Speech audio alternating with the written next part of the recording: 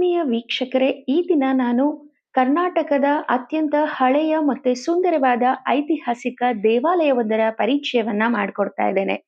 ಹಾಗಿದ್ರೆ ಯಾವುದು ಆ ದೇವಾಲಯ ಅಂತ ಹೇಳಿ ನೋಡೋದಾದ್ರೆ, ಭೋಗನಂದೀಶ್ವರ ದೇವಾಲಯ. ಇದು ಚಿಕ್ಕಬಳ್ಳಾಪುರ ಜಿಲ್ಲೆಯ ನಂದಿ ಗ್ರಾಮದಲ್ಲಿ ನೆಲೆಸಿದೆ.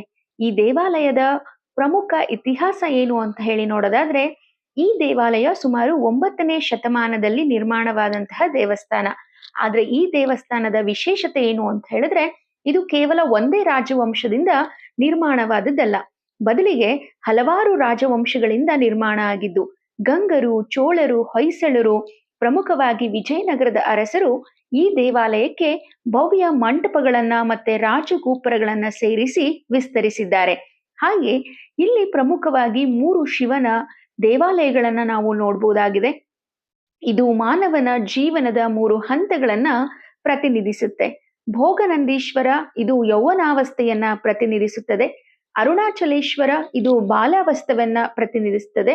ಉಮಾಮಹೇಶ್ವರ ಇದು ದಾಂಪತ್ಯ ಜೀವನವನ್ನ ಪ್ರತಿನಿಧಿಸುತ್ತೆ.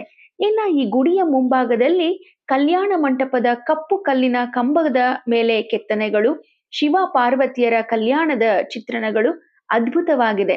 ನವ ದಂಪತಿಗಳು ಇಲ್ಲಿಗೆ ಬಂದು ಪೂಜೆ ಸಲ್ಲಿಸೋದು ವಿಶೇಷ. ಹಾಗೆಯೇ ಈ ದೇವಾಲಯದ ಆವರಣದ ಹಿಂಭಾಗದಲ್ಲಿ ಶೃಂಗಿ ತೀರ್ಥ ಅನ್ನೋ ಒಂದು ದೊಡ್ಡದಾದಂತಹ ಸುಂದರವಾದ ಕಲ್ಯಾಣಿ ಇದೆ. ಈ ಕಲ್ಯಾಣಿಗೆ 4 ಕಡೆ ಮೆಟ್ಟಿಲುಗಳನ್ನ ಹಾಕಲಾಗಿದೆ.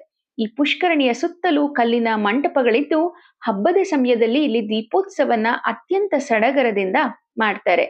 ನೀವು ಕೂಡ ಒಮ್ಮೆ ನಂದಿ ಬೆಟ್ಟದಲ್ಲಿರ್ತಕ್ಕಂತಹ ಈ ಒಂದು ದೇವಸ್ಥಾನಕ್ಕೆ ಹೋಗಿ ಬನ್ನಿ.